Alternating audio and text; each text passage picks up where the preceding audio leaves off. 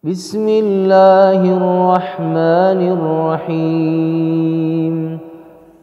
Assalamualaikum warahmatullahi wabarakatuh. Alhamdulillahi rabbil alamin, wa bihi nasta'inu ala umuri dunya waddin, wa sallallahu ala nabiyyina Muhammadin wa ala alihi wa sahbihi ajma'in, amma ba'd. Bapak Ibu jamaah salat Isya Masjid Jamasba yang insya Allah senantiasa dimuliakan dan dirahmati oleh Allah. Amin. Puji dan syukur marilah senantiasa kita panjatkan kehadiratnya atas segala limpahan rahmat karunia, hidayah, kesehatan, kesempatan yang Allah berikan kepada kita sehingga pada malam hari ini kita dapat melaksanakan salah satu perintah Allah, yaitu mendirikan Qiyamul Lail. Semoga Allah mencatat jamaah kita ini sebagai amal solih yang berbuah sorga besok di yaumil qiyamah. Allahumma amin.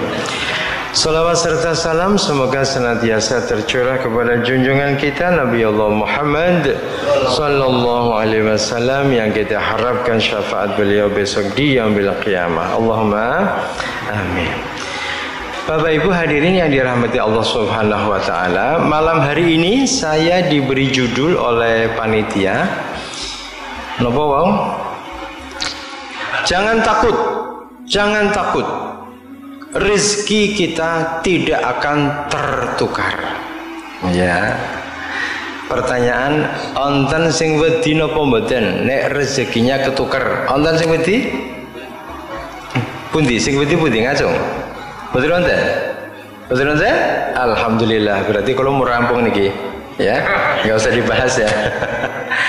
Nah, Bapak Ibu, pertanyaannya sebetulnya itu nusewu, jangan takut rezekinya tertukar atau jangan takut tidak dapat rezeki dari Allah. Janjane sing pundi?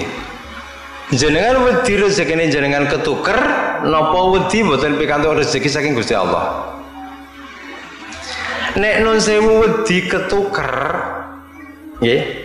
Niku pertanyaannya, jenengan niku lek wedi niku ketuker kali sing luwih apik napa sing luwih elek? Ketuker kali sing luwih akeh apa sing luwih sithik? Nek jenengan ketukere kali Koh Hartono, jenengan ngerti Koh Hartono mboten? Koh Hartono niku Cina sing duwe Hartono Mall. Jenengan iku purun apa mboten? Mboten nggih. Apik jenengan, imane apik jenengan. Nek jenengan ketukure niku nun sewu lho, nun sewu niki. Kali ngarsa dalem kaping 12 Sri Sultan Hamengkubuwana ke-10. Jenengan kersa napa mboten nek ketukure kali ngarsa dalem? Yo tetep mboten gelem. Walah, jan yo ngeyel jenengan. Iya. Jadi Bapak Ibu pada prinsipnya takut kita itu karena iman kita lemah. Gino mboten. Bapak-bapak nyuwun pangapunten nusewu, kula tak nyuwun pirsa sing sampun kagungan garwa. Pak Dalhar kang wong garwa nggih sampun nggih. Nggih, alhamdulillah. Pak Dalhar nyuwun pangapunten nusewu, nek garwane Pak Dalhar, Bu Dalhar tesih sugeng. Tesih sugeng nggih. Niku nusewu kula ijoli artis ibu kota. Kersa mboten? Tonone. Kudune kersa nggih. Kudune soalnya sing luwih apik ngaten niku. Tetapi karena Pak Dalhar punya iman, maka ditukar-tukar niku mboten kersa. Jadi intinya Bapak Ibu, judul jangan takut rizki kita tidak akan tertukar. Takut kita itu karena iman kita lemah. Ceklon apa mboten iki? Nah, Bapak Ibu hadirin yang dirahmati Allah Subhanahu wa taala, Allah di dalam surat Ali Imran ayat 191 itu mengajari kita untuk memproklamasikan, membuat maklumat sekaligus doa, Rabbana ma khalaqta hadza batila subhanaka faqina adzabannar. Artosipun, ya Allah, tidaklah engkau ciptakan segala sesuatu ini dengan sia-sia. Subhanaka, maha suci engkau ya Allah, faqina adzabannar. Maka dari itu ya Allah, jauhkanlah kami dari siksa api neraka.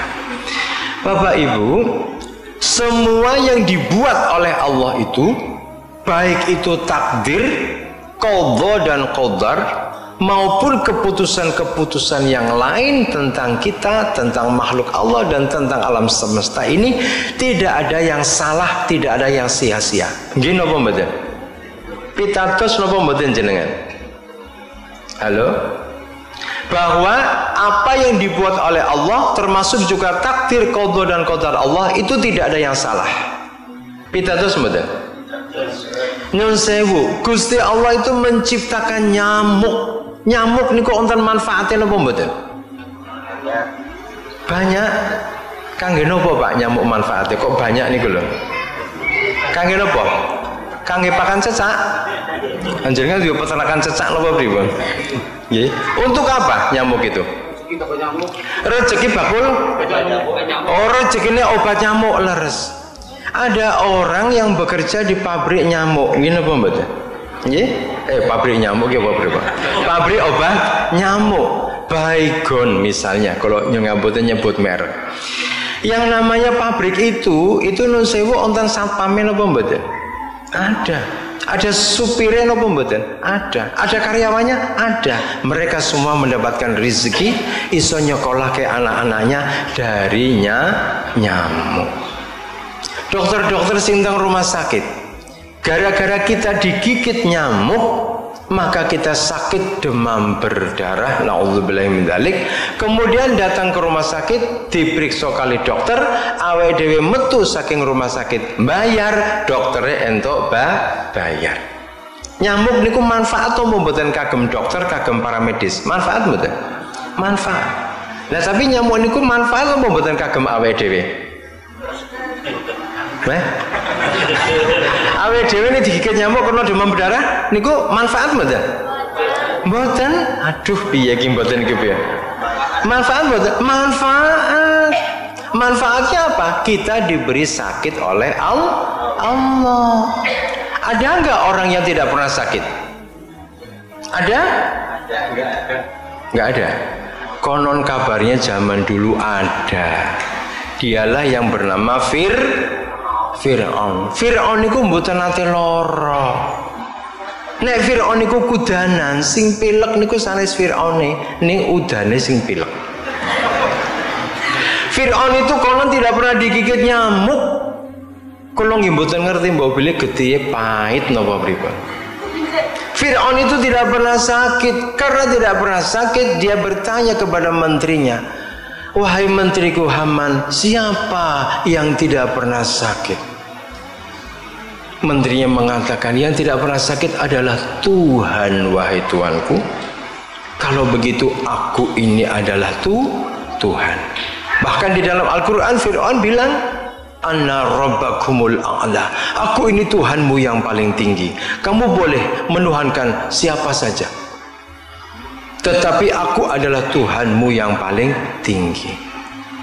Sehingga kalau panjenengan nate sakit niku kudu disyukuri, berarti panjenengan sanes turunane Raja Fir'aun. Cetha mboten niki? Bapak Ibu hadirin yang dirahmati Allah, yang paling penting kita itu pitados bahwa apa yang diputuskan Allah untuk kita itu adalah yang paling tepat. Allah mengajarkan kepada kita di dalam surat Al-Baqarah ayat 216 ya. Kalau maca nggih. Wa asa an takrahu syai'an wa huwa khairul lakum. Wa asa an tuhibbu syai'an wa huwa syarrul lakum. Wallahu ya'lamu wa antum la ta'lamun. Artosipun napa? Boleh jadi kalian membenci sesuatu, padahal sesuatu itu adalah baik bagi kalian. Dan boleh jadi kalian menyukai sesuatu, tetapi padahal sesuatu itu tidak baik untuk kalian. Allah itu yang maha tahu, sedangkan kalian tidak mengetahuinya. Bapak Ibu hadirin yang dirahmati Allah Subhanahu wa taala, di dalam surat Al-Mulk ayat yang kedua Allah ngendika, "Allazi khalaqal mauta wal hayata liyabluwakum ayyukum ahsanu amala wa huwal azizul ghafur." Allah itu menciptakan kematian dan kehidupan. Untuk apa kematian dan kehidupan itu? Untuk menguji kita manusia, agar Allah mengetahui siapa di antara kita yang lebih baik amalnya. Ada orang yang diberi rizki oleh Allah, ada orang yang tidak diberi rizki oleh Allah. Ada yang diberi rizki banyak, ada yang diberi rizki cuma sedikit. Bapak Ibu nyuwun pangapunten nusewu, pertanyaan. Kira-kira nek ditarik kali Gusti Allah, panjenengan niku njaluk rezeki sing kathah napa sing sithik? Rezekinya banyak apa sedikit? Kalau disuruh milih, panjenengan mau jadi wong sugih napa wong melarat? Sugih. Sugih. Bapak Ibu kula kandhani nggih. Rasulullah niku ngendika, orang miskin itu masuk surga dulu, 40 tahun kemudian baru orang kaya masuk surga. Bon, cetha saniki kula takoni. Jenengan ngersake dadi wong sugih napa wong melarat? Tetep wong sugih? Jen ngeyel. Orang miskin masuk surga dulu, 40 tahun kemudian orang kaya baru masuk surga. Meskipun surganya orang kaya, yang lama masuk surganya itu bisa jadi di atas orang miskin. Kenapa? Karena dia adalah orang kaya yang dermawan. Bapak Ibu hadirin yang dirahmati Allah, manusia yang paling lama masuk surga niku sinten? Pirsa, Nabi Sulaiman. Nabi Sulaiman. Kenapa? Karena Nabi Sulaiman itu manusia paling kaya di muka bumi. Karena doanya Nabi Sulaiman dikabulkan oleh Allah Subhanahu wa taala. Nabi Sulaiman berdoa, "Ya Allah, berikanlah aku kekayaan, kekuasaan, ya, yang belum pernah engkau berikan kepada siapapun juga sebelumku dan setelahku." Dan doanya dikabulkan oleh Allah. Jadi nusewu wong-wong saniki sing paling sugih niku sinten teng alam dunya niki? Itu dari Bill Gates yang punya Microsoft niku dereng wonten amput-ampute kali Nabi Sulaiman. Maka dari itu Rasulullah suatu ketika bersabda bahwa Abdurrahman bin Auf, sahabat Rasulullah yang paling kaya sendiri, konglomeratnya pada zaman Rasulullah. Karena Abdurrahman bin Auf, Bapak Ibu, ini nun sewu, ketika beliau meninggal dunia, itu istrinya itu 4. Niki nyuwun ngapunten ojo ditiru ngene. Ingat ajeng dulu sakarepna. Niku nusewu istrinya 4, masing-masing istri itu mendapat warisan 250.000 dinar. 1 dinar niku koin emas beratnya 4,25 gram. Saniki emas niku regane pinten, Bu? Sinten sing kalau nggih bar tuku emas nopo adol emas? Nggih, 900.000. Katakanlah emas itu 1 juta, berarti 1 dinar 4/4 gram niku berarti pinten 1 dinar? Ya 4 jutaan nggih? Ya, katakanlah 4 jutaan. Kalau 250.000 dinar itu berarti tinggal dikalikan 4 juta. Niku warisan untuk masing-masing istrinya. Kathah napa mboten? Kadah. Warisannya itu Abdurrahman bin Auf masih meninggalkan kurang lebih kalau di kurs uang sekarang itu 10 triliun rupiah kalau dirupiahkan. Termasuk sugih ini kan. Rasulullah ngendika Abdurrahman bin Auf akan masuk surga dengan cara merangkak seperti merangkaknya Nabi Sulaiman. Maksudnya merangkak niku pripun? Suwi lem mlebu swarga. Kenapa? Karena hisabnya itu lama. Tidak akan bergeser 2 kaki manusia di yaumil kiamah itu sebelum ditanya dari mana hartanya berasal dan untuk apa dipergunakan. Nek wong sugih niku kokean pertanyaan Bapak Ibu. Maka dari itu lama hisabnya. Tapi kalau orang miskin, misalnya ditakoni, kamu dulu ngapain? Kulo tukang becak ya Allah. Kamu dapat uang dari mana? Dari becak ya Allah. Cukup apa enggak? Ya Allah, orang buat makan aja susah ya Allah. Ya wis kono cepet mlebu swarga. Nek wong sugih kesuwen karena kebanyakan pertanyaan. Sampai di sini saya masih bertanya lagi. Kira-kira jenengan nek ditari tetap ajeng pengen dadi wong sugih napa wong melarat? Tetap sugih. Jan yo masyaallah. Ya. Maka dari itu Bapak Ibu Abdurrahman bin Auf itu nggih, itu nusewu jengkel dengan hartanya. Jengkel dengan hartanya. Kenapa? Karena sabda Rasulullah ini tadi. Maka dari itu Abdurrahman bin Auf membelanjakan seluruh hartanya untuk membeli kurma yang sudah busuk. Pada waktu itu terjadi perang Tabuk. Perang Tabuk itu kurang lebih waktunya sekitar 6 bulan setengah tahun. Sehingga para sahabat itu tidak pada memakan kurma di rumah karena pada keluar untuk melaksanakan perang Tabuk. Kormanya itu nun sewu karena tidak dimakan akhirnya pada busuk. Nek korma bosok niku onten regane napa mboten? Tidak. Kalaupun ada koyo tempe bosok. Nek tempe bosok kali tempe normal niku larang pundi? Sing normal. Nek tempe bosok niku biasanya kangge napa, Bu? Nggih ambon-ambon gitu. Nggih.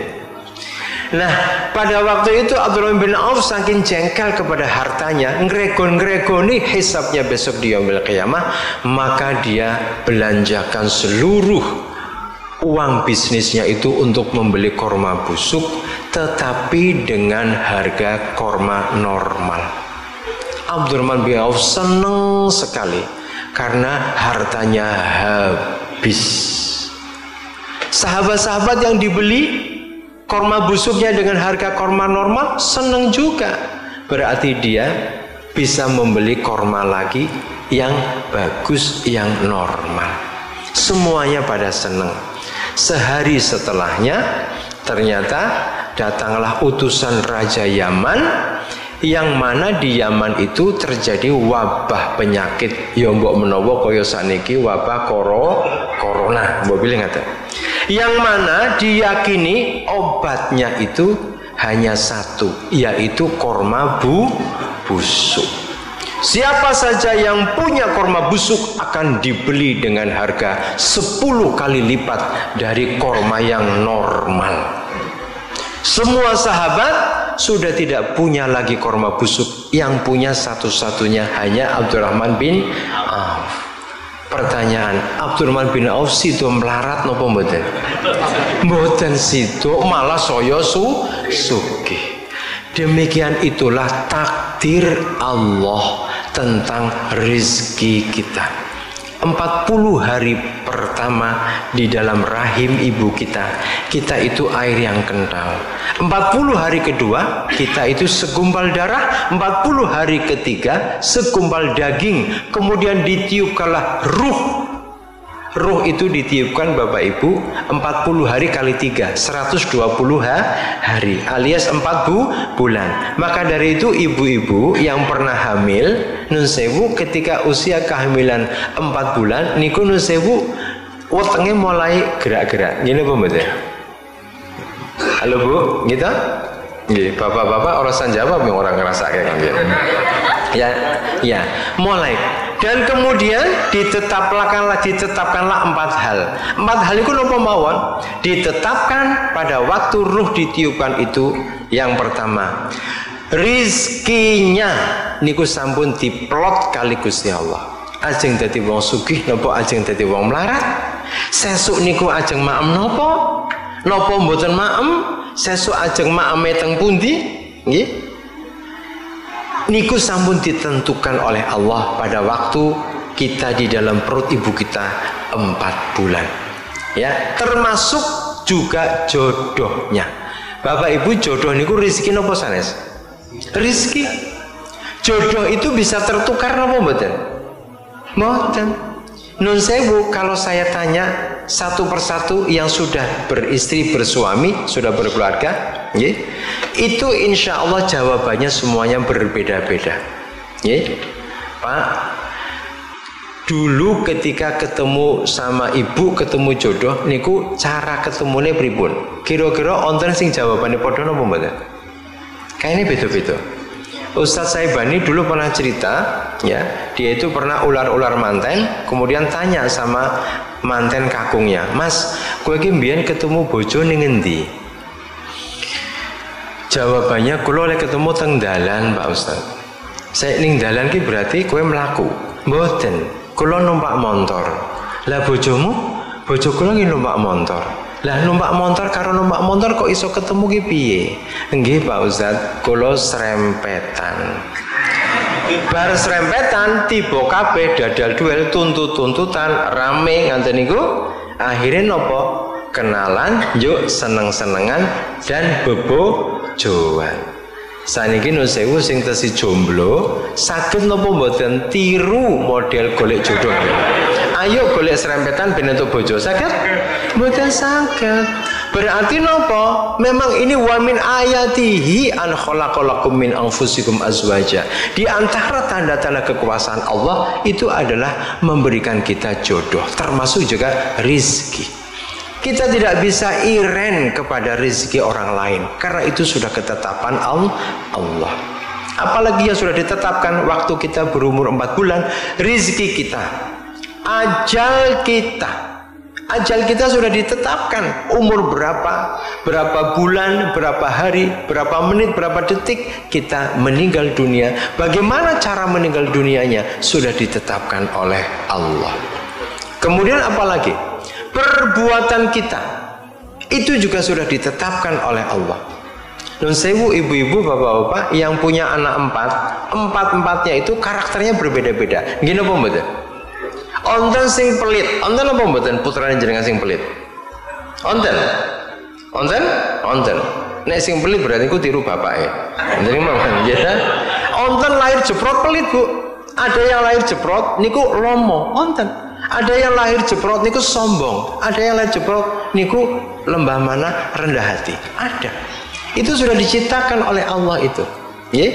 Terus kemudian yang nomor 4 yang diciptakan oleh Allah ketika 4 bulan itu, baik dan buruk kita, susah dan senang kita juga sudah ditetapkan oleh Allah di usia kandungan 4 bulan itu, sehingga kita namung madep marep mantep marang Gusti Allah, senantiasa meningkatkan takwa kepada Allah. Insya Allah rizki kita sudah dijamin oleh Allah. Wa may yattaqillaha yaj'al lahu makhraja wa yarzuqhu min haitsu la yahtasib. Barang siapa bertakwa kepada Allah, maka Allah akan memberikan jalan keluar atas semua persoalan yang kita hadapi dan akan memberikan rizki dari sumber yang tidak diduga-duga datangnya. Bapak Ibu, panjenengan pikantuk rezeki yang terduga dan yang tidak terduga. Niku seneng sing pundi? Seneng yang tidak terduga. Gila apa mboten? Kalau panjenengan nun sewu sebagai ASN, sebagai karyawan, jenengan mun ngerti nek sesuk tanggal 1 ajeng gajian. Nggih napa mboten? Niku dianggap biasa karena sudah kita duga. Tetapi kalau kita ongkang-ongkang kaki di rumah, nggih, ujug-ujug kok wonten wong ngeteri sego kali ayam, gitu. Nggih, seneng napa mboten jenengan? Seneng niku jenenge punjung bar niku dikon nyumbang. Ayo tetap senang, alhamdulillah. Itu namanya rizki min haitsu la yahtasib. Yang namanya rezeki niku mboten iso nggih nun sewu ibaratnya sirah nggo sikil-sikil nggo sirah. Kalau memang Allah belum menentukan kita dapat rezeki juga pasti tidak akan dapat. Gini apa mboten? Tapi kita tenang-tenang cuma tidur-tiduran doang. Tidur-tiduran saja. Nggih, bisa apa enggak kita itu dapat uang? Meskipun kita tidak bekerja. Bisa napa mboten? Saged mawon. Kula nate, Bu. Kula namung teturon, mboten ngopo-ngopo kula niku. Ujuk-ujuk ada orang datang ngasih saya amplop ketika saya mondok di rumah sakit Panembahan Senopati. Lah niku rek rezeki jenenge. Lah kula mboten ngapa-ngapa sih, gitu? Nggih.